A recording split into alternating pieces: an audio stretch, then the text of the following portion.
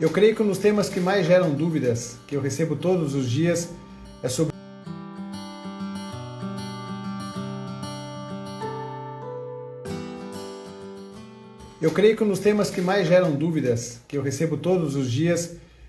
o endométrio, o preparo endometrial para os tratamentos de fertilização in vitro, que é o momento em que nós vamos transferir o embrião. Existem novas ciências, novas ações médicas que podem ser feitas, e lidar com casos de falha de tratamentos, com falha de implantação, não são fáceis. E quanto mais ativos nós somos na busca em tentar encontrar soluções para o endométrio, certamente nós também aumentamos a chance de um resultado positivo. Eu já fiz uma live chamada O Endométrio. Quem não viu, super recomendo que assista, porque toda a teoria está lá. Fiz uma postagem essa semana chamada Endométrio Fino, e que também trago bastante teoria. E hoje me propus a vir aqui conversar com vocês para que nós possamos tirar dúvidas, fazer uma live de perguntas e respostas, conversarmos e espero poder esclarecer definitivamente todas as questões que vocês possam ter sobre o assunto, obviamente entendendo que o assunto é tão extenso que de vez em quando é difícil responder tudo e a todos, tá bom? Sejam todos bem-vindos. E hoje, por ser uma live de perguntas e respostas, eu fico aqui à disposição para que nós possamos conversar. Eu já respondi várias perguntas no Stories hoje, porque ficou faltando um monte ainda, tem um monte de pergunta que ficou aberta lá, mas eu vou dar prioridade para quem estiver aqui ao vivo e tentar responder. Deixo até a possibilidade, se alguém quiser entrar na live comigo e perguntar pessoalmente, manda um convite aqui e deixo aberto se alguém quiser participar. Muito bem, boa noite a todos. Já tem aqui mais 3, recebi perguntas, pessoas querendo entrar. Se for de verdade, me manda, fala, eu quero entrar para conversar. Então vou começar aqui já, vai? Vamos direto ao ponto. Recebi a pergunta da Rose. Tudo bem, Rose? Qual o tamanho ideal do endométrio para transferência? Ótimo. O tamanho ideal do endométrio para transferência é que ele seja maior do que 7 e tenha o padrão trilaminar. Hoje eu fiz uma enquete perguntando sobre espessura e tamanho. Eu vou mostrar uma foto aqui para explicar, porque teve um monte de gente que não conseguiu entender. Deixa eu mostrar aqui. Esse aqui é um endométrio. Deixa eu pegar o mouse aqui. Esse daqui é o endométrio que tem 8 milímetros. Essa medida aqui. Quando eu faço a medida do endométrio, eu meço de forma perpendicular a essa linha do meio que está aqui. Então eu não posso roubar, né? Eu não posso medir o endométrio daqui até aqui e fazer um ângulo agudo, porque senão eu estou roubando a medida. A medida ela tem que pegar um ângulo perpendicular a essa linha central do endométrio e medir de ponta a ponta dessas duas linhas externas. E assim eu tenho a medida do endométrio. O ideal é que essa medida seja maior do que 7. E que tenha o padrão trilaminar. O que é trilaminar? São essas 3 linhas aqui, Uma linha, que é a parte superior do útero, a parte anterior. A linha central, que é onde o endométrio da parte de cima encontra o endométrio da parte de baixo. Como se fossem duas... o endométrio anterior se encontra no endométrio posterior. E aí forma uma linha, 2 linhas e 3 linhas. E assim eu tenho a medida. Então, esse padrão trilaminar também é tão importante quanto a espessura. Olha só o que é o endométrio não trilaminar, o endométrio ecogênico. Tá vendo? Eu tenho um endométrio de mais de 8 milímetros aqui, eu compro aproximadamente 8 milímetros, mas eu não vejo as 3 linhas, ele é todo branco. Eu não vejo de forma tão clara as 3 linhas como eu vejo esse. Então, esse é um endométrio ecogênico. Então, Rosi, não é só a espessura do endométrio, mas também o seu aspecto. O aspecto trilaminar, ele é fundamental para que nós possamos ter um endométrio visualmente bonito, ok?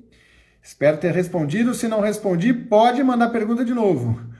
Depois da ovulação, é necessário usar progesterona para quem tem endométrio fino? Eu não sei se você está falando de ciclo natural, para quem está tentando engravidar em casa, ou ciclo de FIV. tá? Naturalmente, depois da ovulação, a mulher já produz a progesterona natural que vem do corpo lúteo. Então, naturalmente, você não precisa tomar progesterona. Agora, não tem o endométrio fino, ele não tem a ver com os níveis de progesterona. O endométrio fino, ele é fino na fase folicular, na primeira fase, na fase estrogênica.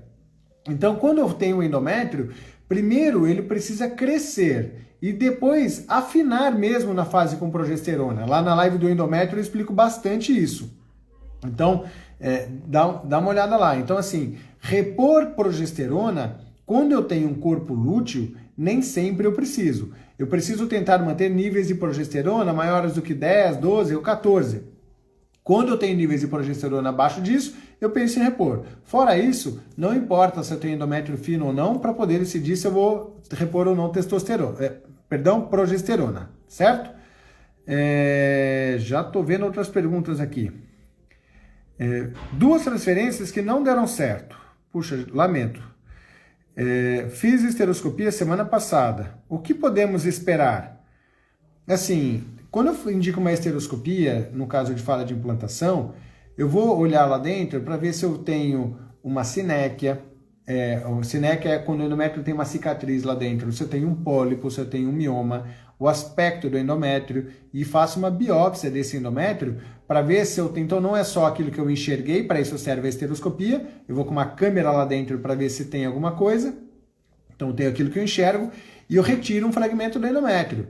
Esse fragmento do endométrio eu envio para anátomo patológico para saber se eu tenho uma infecção, uma endometrite, se eu tenho alteração nas células NK. Daqui a pouco eu falo mais sobre células NK, mas se tem alguma alteração nas células NK que pode tornar o ambiente endometrial inóspito para o embrião, dificultando a sua implantação. Então são esses os achados que nós esperamos com a esteroscopia. Eu vou aproveitar para responder outra coisa. Então, eu sempre tenho que fazer a esteroscopia. Davi, eu preciso com uma câmera lá dentro do útero toda vez? Não, não necessariamente. Se o seu ultrassom é lindo, se você tem, por exemplo, aquele endométrio trilaminar que eu mostrei aqui para vocês, esse endométrio bonitão aqui, e eu consigo ver de forma clara lá dentro, eu não preciso ir com uma câmera para ver se tem alguma coisa a mais. Eu posso fazer uma biópsia sem a esteroscopia. Eu consigo tirar um pedacinho do endométrio com um catéter bem delicado, sem precisar fazer um procedimento que muitas vezes é feito em centro cirúrgico. Então, não se esqueçam que todo mundo fala, vou fazer esteroscopia, vou fazer, mas poxa, não é o exame mais legal para ser feito, não. Então, tem que se ter critério para poder indicá-lo, ok? Será que devemos partir para a análise genética dos embriões se estiver tudo certo com o endométrio? Aí esse é o ponto. Então, o endométrio é parte responsável pela implantação. É parte. Estudar geneticamente o embrião não resolve o problema de falha de implantação. Porque quando você estuda geneticamente o embrião, você não vai corrigi-lo depois. Eu vou estudar, se ele for anormal, eu vou descartar. Depois você assiste a live sobre estudo genético dos embriões, é a live que mais questionamentos trazem. Porque eu não sou favorável ao estudo genético dos embriões em muitos casos, em outros eu sou. Mas entenda que fazer o estudo genético dos embriões, no seu caso, não vai aumentar a sua chance de gravidez. Talvez traga só respostas, tá bom? Agora, endométrio não. Eu vou, procuro, faço e se tiver problema eu trato antes de transferir de novo, tá bom? Se o meu endométrio for trilaminar e chegar a 6 milímetros, é possível transferir? Daiane, é o seguinte, ó. Essa pergunta é boa. Eu tenho uma teoria que eu chamo de o seu melhor endométrio. Por exemplo, nós estamos preparando o seu endométrio. E aí ele ficou com 6 milímetros. Trilaminar. Bonitinho. Minha esposa fala bonitinho é xingamento, né? Desculpa. Mas tá bonitinho o endométrio. Eu não vou transferir. Porque foi a primeira vez que eu preparei seu endométrio num ciclo artificialmente preparado, por exemplo. O que eu vou fazer? Vou fazer de novo, de outro jeito. Eu vou fazer agora um ciclo diferente. Se eu fiz artificial, agora eu vou fazer um ciclo natural. Aí eu vou lá e tenho o endométrio agora de 7. Pronto, eu achei um endométrio melhor. Então eu não posso ser preguiçoso para preparar o endométrio. Tenho endométrio de 6. Qual é o ideal? 7? Não vou transferir. Vou fazer de novo de outro jeito. Fiz de novo de outro jeito. 6 de novo. Tá bom. De novo de outro jeito. 6 de novo. Beleza. Esse é o seu melhor endométrio. Agora eu transfiro. Por quê? Endométrios mais finos também implantam. Também levam à gravidez. numa chance menor. Então, eu não vou ter preguiça de transferir logo e desperdiçar meus embriões. Lembra que você está colocando o seu embrião dentro do seu útero. Você não está transferindo fazendo qualquer coisa. É o seu embriãozinho que você está colocando lá. Então, muito juízo para que a gente possa, sim, oferecer tudo de melhor que eu puder fazer para que ele chegue no melhor ambiente possível. Tá bom? Espero ter conseguido responder também. Vamos lá. A progesterona, quando iniciada, tem diferença de miligramas? Ou só basta iniciar independentemente do quanto? Tem protocolos diferentes, né? Tem pessoas que começam com uma dose menor e depois vai aumentando. Em relação à progesterona, assim, não é quantos miligramas você vai usar, mas qual o nível de progesterona que você quer alcançar no sangue. Porque às vezes eu uso uma dosagem exorbitante, mas no sangue eu tenho níveis baixos. E aí eu preciso repor por outras vias, às vezes até por via intramuscular ou por via oral. Então eu preciso atingir níveis de progesterona acima de 10 a partir do momento da transferência. Há quem use cutoff de 10, há quem use de 12, de 14, tá bom? Então não é quantos miligramas usa, mas quanto chegou. Se você puder usar uma baixa dosagem e atingir níveis séricos altos, geralmente pode ser suficiente. Patrícia! E aí, Patrícia?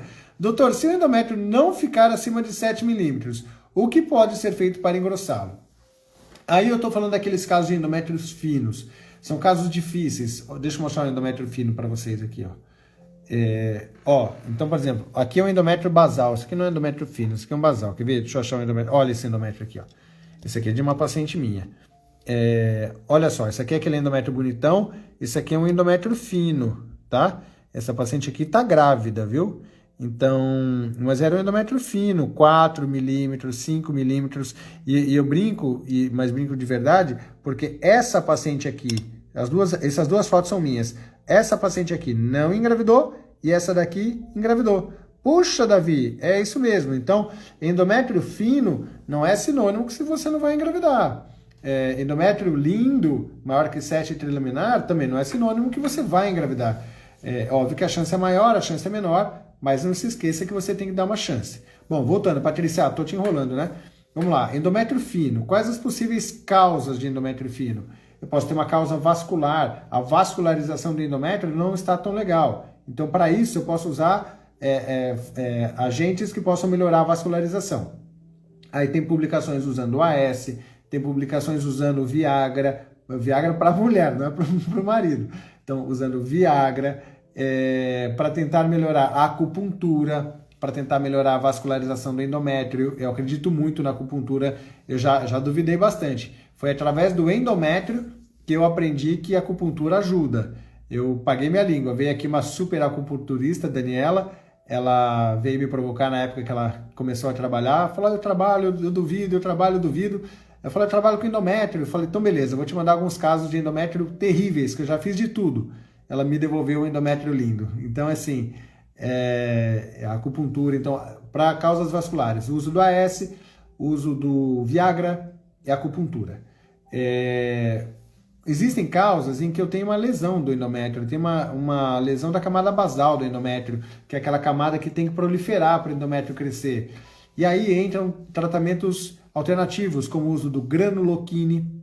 Um granuloquine é um medicamento de estimulação de produção de novas células. Então eu injeto o granuloquine no endométrio e tento ver se surtiu algum tipo de efeito. Eu tenho uma paciente que eu usei granuloquine, o endométrio não cresceu muito, mas no mês seguinte ela estava grávida. Se foi, naturalmente, se foi o granuloquine ou não.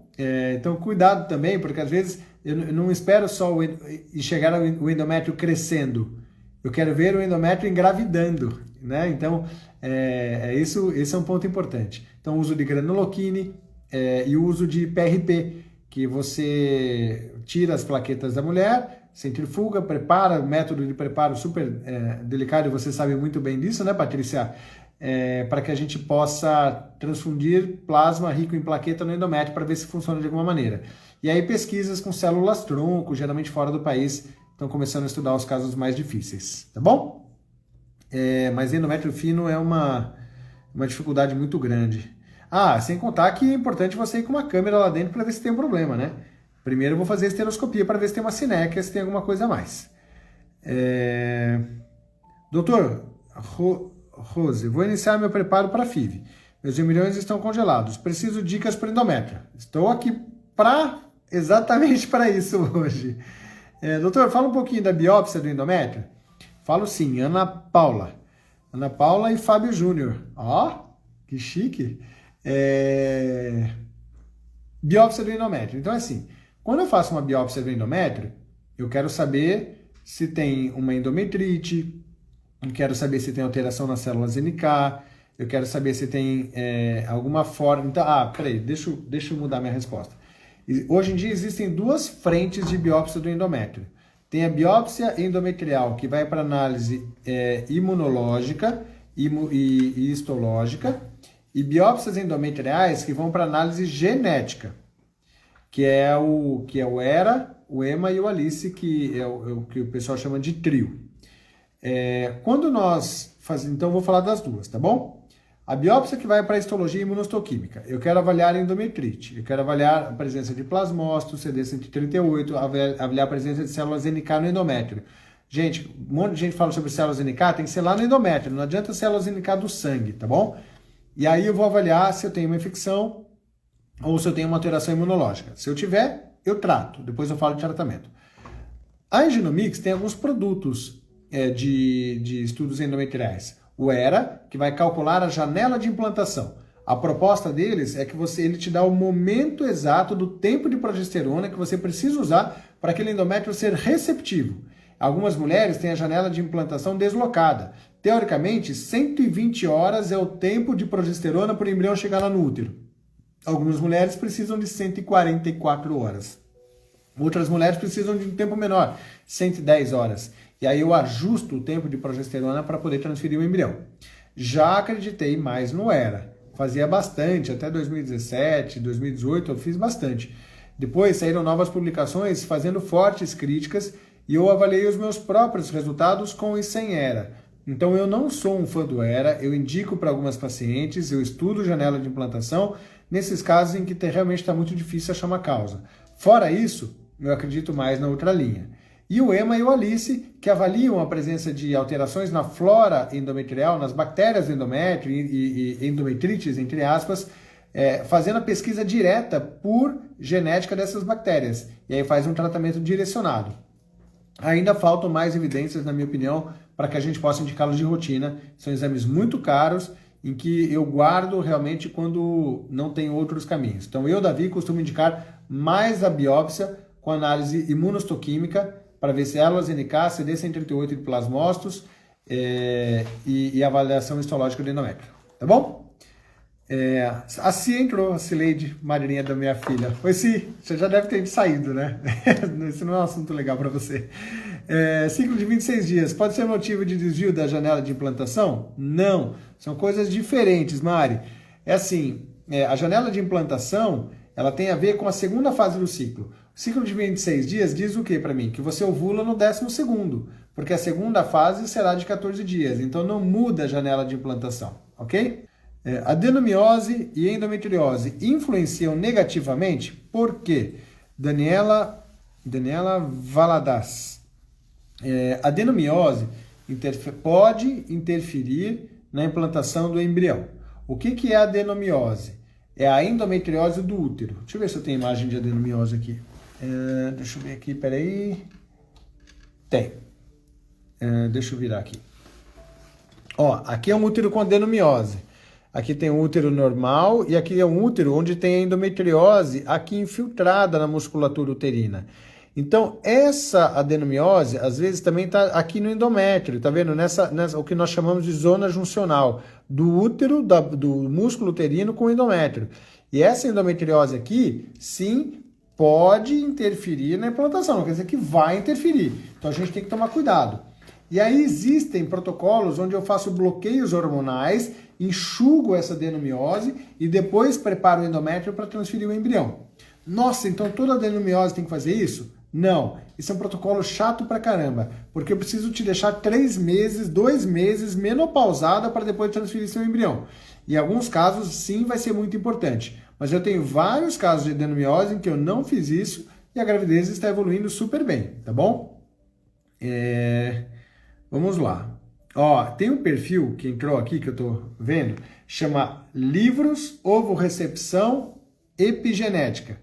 É um perfil que tem pouquíssimos seguidores ainda, mas é muito legal para quem quer saber sobre ovo doação e epigenética. Ela traz, eu bati um papo com ela no direct, até convidei ela para fazer uma live, mas ainda não é o momento. Mas é um perfil que tem muito conteúdo literário super recomendo para quem pensa em ovo-recepção, essas coisas que é conteúdo, para quem gosta de conteúdo, né? Então é um perfil focado em conteúdo, que é o que eu gosto. Super recomendo. Manda um oi depois aqui, que se você estiver aqui ainda, para o pessoal seguir você. Será que temos que partir para uma análise genética dos embriões? Não, Albuquerque, não é a solução do problema. Essa aqui eu já respondi. Depois a gente faz uma live de novo sobre estudo genético. Ou se não, me manda um direct e a gente conversa. Quando fiz esteroscopia, eu tinha muitas sinéquias. E foi retirado. Em quanto tempo pode voltar? Primeiro, não quer dizer que vai voltar. Quem é Daila?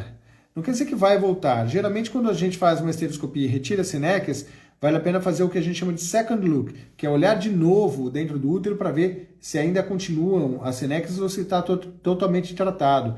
Alguns protocolos tiram as sinéquias e fazem terapias com estrogênio de forma prolongada. Tem gente que coloca um DIU depois que tira as sinéquias para evitar a recorrência da formação. E aí depois que fez a segunda esteroscopia e tiver tudo limpinho, a gente pensa em transferir o embrião, acreditando que essas sinéquias provavelmente não irão voltar. TEC negativa, para quem não está acostumado com TEC, transferência embrionária, vamos colocar dessa forma, tá? Tive dificuldade de engrossar o endométrio, 6 meses tentando e cheguei a 7,5, é isso que eu falo. Luana, é isso aí, 6 meses para chegar no endométrio 7,5. Isso é não ter preguiça de preparar o endométrio, parabéns. Fico triste por não ter engravidado. Indica a nova TEC após quantos ciclos? Tenho 34 anos, eu não enrolo entre um ciclo e outro, eu só quero respostas. É que eu não sei o que você fez nesses 6 meses. Mas se eu fiz uma transferência e não engravidou, eu vou querer saber por quê. E talvez até reestudar o preparo do endométrio. Tudo aquilo que eu estou falando. Biópsia, estudo do endométrio, avaliação se existe alguma forma diferente de fazer tudo isso. Por que endométrios alteram ciclo para durante os ciclos? Geralmente, em ciclo natural, ele não varia tanto de um mês para o outro. Não existe uma variação tão grande. É que existem meses em que pode ter uma oscilação hormonal entre um mês e o outro. O tempo de estimulação estrogênica pode mudar também. Então, mas não existe uma variação enorme. É que às vezes eu tenho endométrio de 6 e o outro eu tenho endométrio de 7. Eu estou falando da diferença de 1 milímetro. 1 milímetro.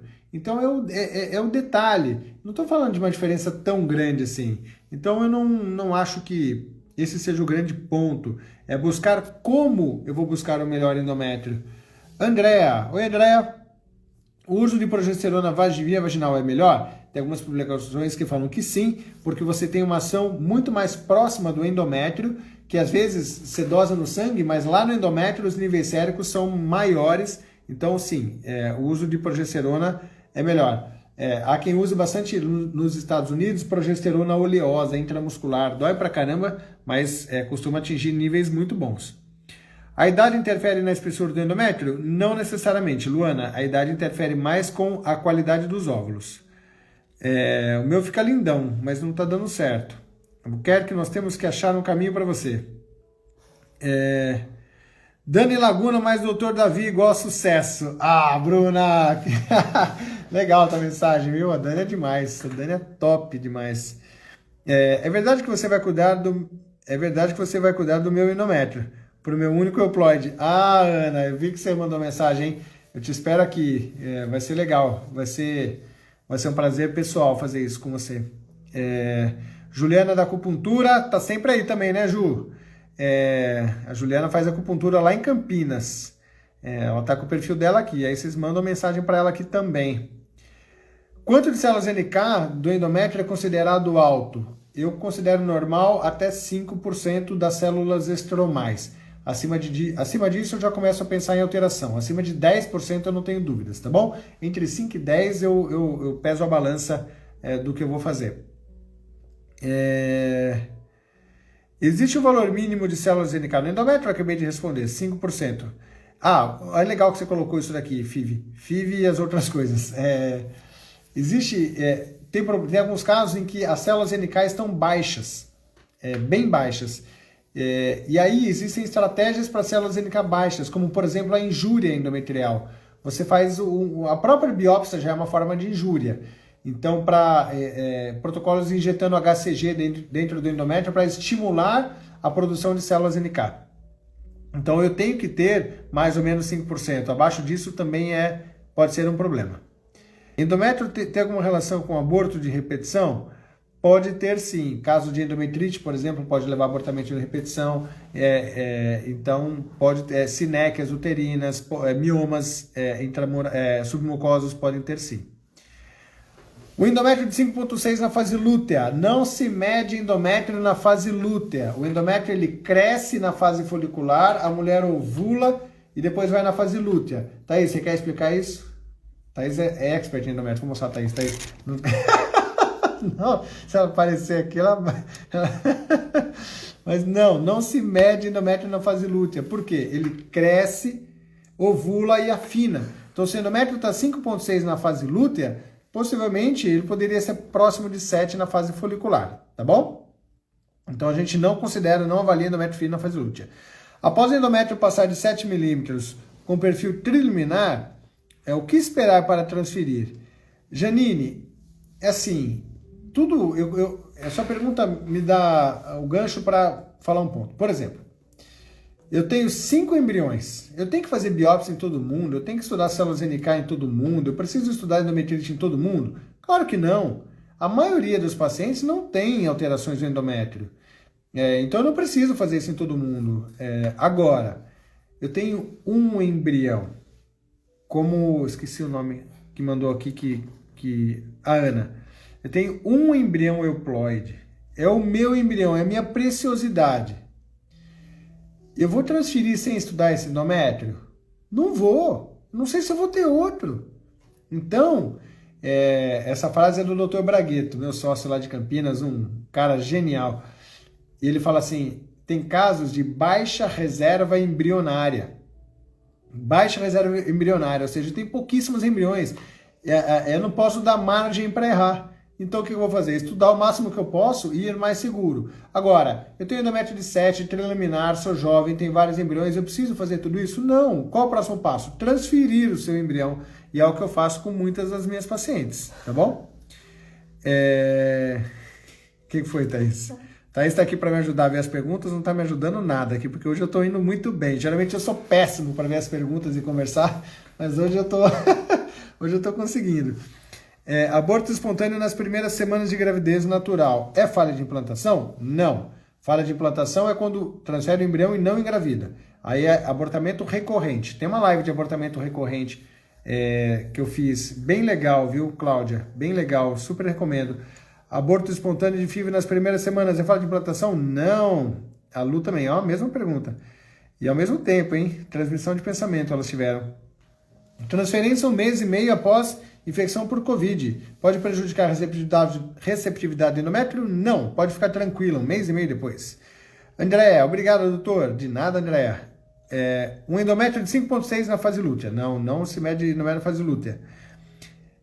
Doutor, quem tem doença autoimune pode interferir no endométrio? Pode alterar nas células NK. Então, cabe alguns cuidados. Tem gente que usa corticoide quando tem alguma alteração autoimune que possa nos fazer pensar como falha. Rita e Anderson, boa noite, Rita. E aí, tudo bem? Arisa. Agora eu vi porque a Thaís deu risada aqui, Arisa. Ela deve ter lido essa mensagem. Ai. Vamos lá. Vamos lá. Nani, peraí. Opa. Nani, eu tenho 2 embriões e fiz hoje a biópsia.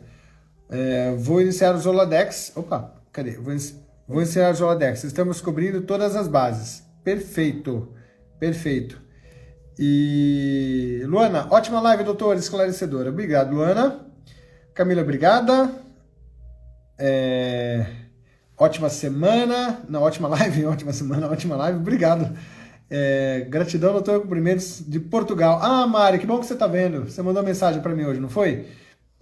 Espero que dê tudo certo aí no seu preparo lusitano de endométrio. Não lusitano, não foi com tom pejorativo, no preparo aí em Portugal. Como são os tratamentos de células NK alteradas, endometrites, etc.? São demorados? Tratamento de células NK. Então, eu tenho um aumento das células NK, eu tenho uma possível alteração imunológica do endométrio. Existem alguns tratamentos. Um deles é o intralípide. O intralípide é uma forma de imunomodulação para que a gente tente tratar essa causa imunológica do endométrio. E isso não é demorado. Isso é feito antes de transferir o embrião, depois da transferência.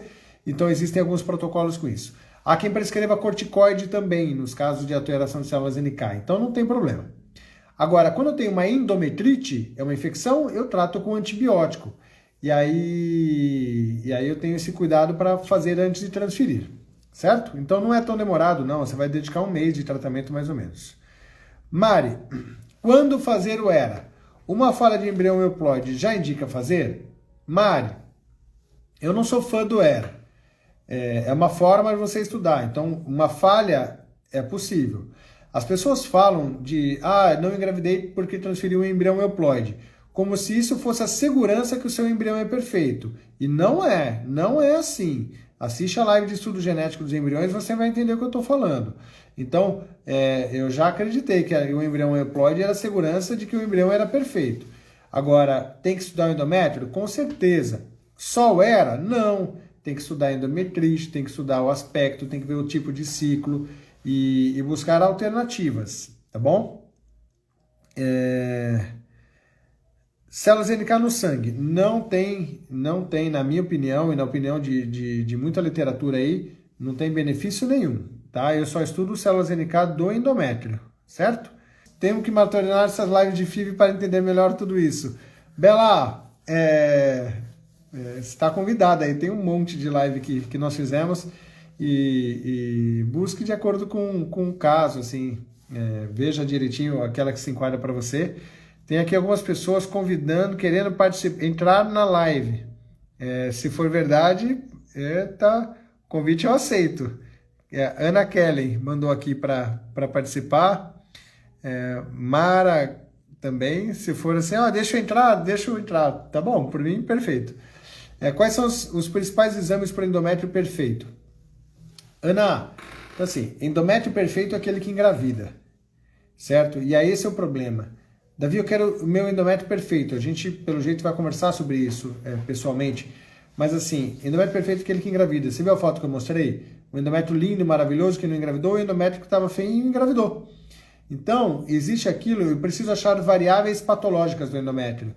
Existe alguma alteração maior que precisa ser tratada antes? Então, eu quero buscar um endométrio maior do que 7, com padrão trilaminar, sem endometrite, com as células NK equilibradas, para poder transferir o embrião. E, se preciso, em ciclo natural, porque naturalmente muitas vezes pode ser melhor que ciclo artificial. E é o que eu idealizo, é o que eu faria se fosse comigo. Mas isso é um endométrio perfeito? Eu só posso falar isso depois que eu transferi o embrião e engravidou. No contrário, perfeito, não conseguimos. Aguardando só meu cariótipo. Aborto de repetição, gravidez natural aos 41 anos. Antimileriano de 43, ou seja, menor. Indicação de FIV. Vanessa, super indico você assistir a live de aborto. Eu falei muito sobre isso. Sobre indicação ou não de FIV em caso de abortamento em repetição, baixa reserva ovariana e idade avançada. Qual seria o benefício? Que foge um pouco da live, mas assim, o benefício da FIV nesses casos seria se eu tivesse vários óvulos para selecionar um ótimo embrião. No contrário, eu não tenho, certamente não indicaria FIV para todo mundo. Seu caso precisaria ser muito bem estudado. Thaís, tem alguma pergunta? Quer fazer? Quer entrar na live? Que eu vou te convidar para entrar na live junto comigo. E ela também faz em preparo natural? Pode ser feito. É que quando você faz o ERA em preparo natural, você precisa depois mimetizar quando for fazer a transferência em ciclo natural também. Tratei endometrite antes de iniciar FIV, outubro de 2020. Fiz biópsia do endométrio, ok. Refazer para transferir? Somente um embrião. Ai, eu faria, hein? Eu faria sim. Tratei em outubro do ano passado e tinha endometrite, né? Eu estudaria endométrio com baixa reserva embrionária, eu estudaria. 42 anos tratando endometrite. Gente, quanto endometrite? Trombofilia, 2 abortos, reserva de 0,25, possivelmente antimileriano. Possível engravidar? Boa pergunta. Ju, assim, aos 42 anos, então a pergunta é possível? Claro que é possível, né? Então a gente precisa acreditar que é possível, mas aos 42 anos, a chance de gravidez com antimileriano de 0,25, já sofrendo de abortamento de repetição, nós temos que ser muito transparentes nas causas. Semana que vem, vai ter uma live na quarta-feira da semana que vem, eu vou falar, fazia tempo que eu não falava sobre ele, já falar já aqui. Vai ter, esse é o livro, né, Os Sentidos da Vida, para mim o meu filho. E semana que vem a gente vai fazer uma live sobre ele, te convido a participar e vai ter uma condição, não compra não, ninguém compra o livro agora essa semana. Semana que vem vai ter uma condição que nunca teve para comprar o livro, com um propósito maior, de apoiar um perfil que é o Mãe aos 40, uma ajuda para a Aline lá, é uma forma de agradecer tudo que ela faz por nós. Então, convido vocês para a semana que vem. Indica repouso após a TEC? Não, Luana, não indico repouso, não indico, eu odeio repouso. No dia da transferência eu falo para ficar mais quietinha, no dia seguinte volto ao trabalho. Isso não quer dizer que você vai correr uma maratona no dia seguinte, mas o repouso não ajuda em nada, já é conhecido, na minha cabeça enlouquece. Então eu não indico repouso. Tem indicação de iniciar a progesterona no início da menstruação. Como assim? Mas isso faz muitos dias, não é? Mari Ferreira, tem indicação de iniciar a progesterona no início da menstruação. Thaís, tem sentido isso? Não tem. Não, Mari, tem alguma coisa muito errada acontecendo. Não sei qual é o problema, mas não tem nada a ver isso. Tomei Clomid e menstruei por 30 dias. O que posso fazer quanto a isso? Possivelmente deve ter um cisto. Mara, vai na minha. Tem que fazer um ultrassom, tá bom? Lindo livro, não é, Amanda? Eu sou fã. Janine, livro maravilhoso. Obrigado, assim. Adeline, oi, em qual dia do ciclo o preparo artificial é recomendado para transferência? Então, no preparo artificial, eu dou estrogênio, eu uso Primogina, o estrogel, o estradote, aí eu faço um ultrassom entre o 10º e 14º dia do ciclo. Se já tiver tudo em ordem, começa a progesterona e transfiro com 120 horas, 6 dias depois. Então é assim que a gente calcula para fazer a transferência embrionária. Minha célula NK deu menos de 1%. Olha que legal, Helena. É o que eu falei lá atrás, né? É uma célula NK baixa, tem indicação de fazer injúria endometrial. Faz uma raspagem do endométrio na fase lútea do ciclo anterior e transfere no mês seguinte. Pode ser bem indicado no seu caso, hein? Fica a dica para você. O que pode causar endometrite? Infecções. Igual a mulher tem infecções ginecológicas que podem acontecer, né? Às vezes um corrimentozinho que tem que ser tratado, isso pode acontecer no endométrio também, tá bom? Então, sentido da vida maravilhoso. Andréa, eu sou teu fã já, você já me mandou tanta mensagem carinhosa aqui, que eu tô torcendo muito mesmo para você encontrar o seu sentido da vida, viu? Quanto tempo dura um tratamento de fertilização in vitro? Leidiane, nossa, se eu for responder essa pergunta, porque parece aqui que dura meses, né? Que o paciente preparando endométrio um tempão aqui, mas tem casos que a gente faz transferência fresco, tem tratamentos que duram 15 dias, 20 dias, e tratamentos que duram 6 meses, porque o endométrio não fica pronto. Então pode variar muito de caso a caso, né? Davi trazendo novo fôlego para o meu tratamento. Espero que dê certo. Esse livro é perfeito. Poxa, até eu me achei agora, hein? Fez todo sentido para minha vida, me ajudou muito. Obrigado, Rita. Obrigado mesmo. Muito bem. Eu acho que vamos encerrar, hein? O que significa endométrio proliferativo? O endométrio proliferativo é o endométrio na fase em que ele cresce. Então, primeiro ele se torna proliferativo, ele cresce, e depois ele se torna secretor, que é o que a progesterona faz, torna o endométrio secretor. Ele secreta substâncias, de forma bem coloquial, para implantar o embrião. Então, primeiro ele cresce, depois ele secreta essas substâncias para recepcionar o embrião da melhor maneira possível. Então, a gente divide o endométrio em duas fases, proliferativo e secretor. Perdão, doutor, eu confundi. Progesterona com estradiol. Ah, boa. Ah, agora sim, Mari. Tem indicação, então, de tomar estradiol desde o começo do ciclo. Tá bom, então deve ser para tentar ajudar o seu endométrio a crescer e tornar proliferativo e tentar ficar maior. Fívia, o meu tratamento está durando 1 ano e 3 meses, tá vendo? Eu tenho um texto no livro Sentidos da Vida que chama a corrida... quer ver? Nossa, eu adoro esse texto aqui. Eu escrevi quando eu fiz uma corrida em Poços de Caldas. No próximo livro tem o texto 2 desse texto aqui, que é a importância de manter o foco, a corrida pela vida. Ó, esse texto aqui, nessa página 41, que fala assim, quanto tempo dura um tratamento de FIV? De forma resumida, eu falo assim, não sei, eu só sei que eu vou parar quando eu tiver meu bebê. Então, cuidado quando você achar que quanto tempo dura, porque isso pode te fazer cansar antes da hora. Então, o foco do tratamento não é o tratamento, é ter um bebê. Então, essa é a dica aqui já para todo mundo. Então, já a live de endométrio, geralmente tem o pessoal que vem numa fase mais difícil, né? Geralmente casos de falha. Então, assim, quanto tempo dura um tratamento de FIV? Dura até eu ter meu filho. Essa é a frase. Nossa, daria até para encerrar. Até arrepiei aqui agora. Indica a transferência de embrião aneuploide? Luana, já transferi embriões aneuploides e já tenho gestações evoluindo com embriões aneuploides, sim. Agora tem que saber qual tipo de aneuploidia. Qual a ideia do ciclo? Mas eu não vou entrar em detalhes, vocês vão me achar tudo louco transferindo embriões aneuploides.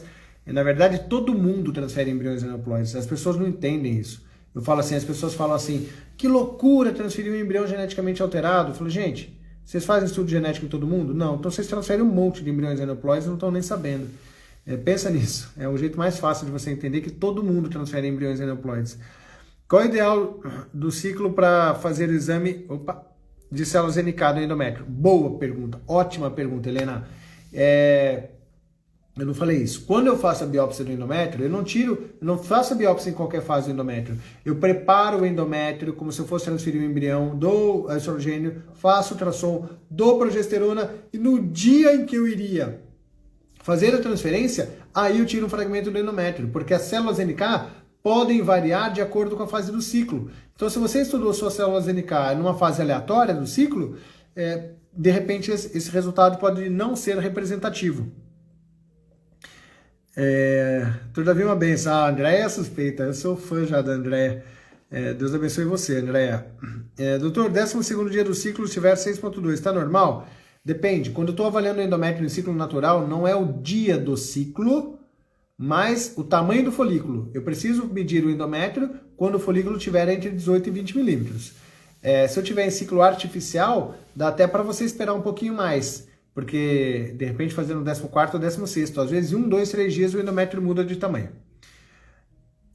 Aqui estão comentando agora da meta, né? O sonho só acaba com o bebê no colo. O que é o exame ERA? Eu tenho 2 embriões euploides de uma ovo doadora e tenho 43 anos. O que o senhor acha? Luciana, eu acho que tem que olhar e individualizar o teu endométrio. Eu não faria ERA para a primeira transferência. Eu não costumo fazer ERA para a primeira transferência. Tem que ver o aspecto, tem que ver, no máximo, fazer alguma biópsia, mas não necessariamente a gente tem que fazer isso para todo mundo. Eu não faço isso para todo mundo, tá bom? Biópsia para todo mundo. Eu dou chances para as minhas pacientes também, às vezes sem fazer. Bom, muito bem. Doutor, e a arginina? Pode engrossar o endométrio? Puxa, não sei essa resposta. Não tem experiência? FIV 4BB? Vou estudar para te responder. Não sei. Não sei. Eu vou estudar. Vou estudar e me manda um direct e eu fico te prometendo uma resposta. Pode ser? Se no sangue... Não, células NK no sangue eu não considero. Doutor, estou tomando Alurene. Vou transferir mês que vem. Como? Não, para o Alurene. Não, como é que... Não dá para transferir usando Alurene, Juliana. Tem que parar antes. 7.3, 11º dia do ciclo. Aumenta? Pode aumentar. Mas tem que ver se precisa aumentar, né? Bom, 1 hora de live. Eu achei que a gente ia embora mais cedo, a Thaís tinha se animado aqui, já não está mais tão animado assim. Mas estamos completando 1 hora. Eu espero ter respondido várias perguntas. E gostei, foi bem dinâmica a live hoje. E se ficarem perguntas, me mandem no direct. De verdade, eu vou tentar responder uma a uma, tá bom? Espero que vocês tenham o seu melhor endométrio.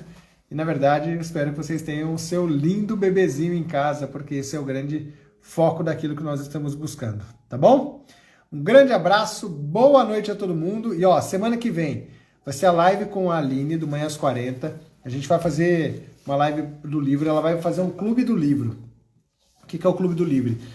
Ela vai fazer um clube de leitura com várias pessoas debatendo o livro e depois nós vamos fazer um webinar para discutir o conteúdo do livro. Vai ser muito legal, eu espero vocês lá na quarta-feira da semana que vem. Vai no perfil Aline, chama Mãe aos 40, vai lá, olha as postagens que ela colocou em relação a isso e eu espero vocês na quarta-feira da semana que vem na nossa live, tá bom? Beijo em todo mundo, bom descanso.